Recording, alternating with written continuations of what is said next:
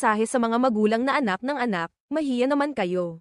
Hindi napigilan ng kilalang komedyante at TV host na si Vice Ganda na ilabas ang kanyang opinyon hinggil sa mga magulang na patuloy pa rin sa pagkakaroon ng maraming anak kahit nakapos na sila sa buhay. Sa pinakabagong vlog episode ng It's Showtime, Mainstay, kasama niya ang dating Pinoy Big Brother, Celebrity Collab Edition housemate at kapuso actress na si Shuvi Etrata, na nagsiwalat ng masalimuot na bahagi ng kanyang buhay pamilya.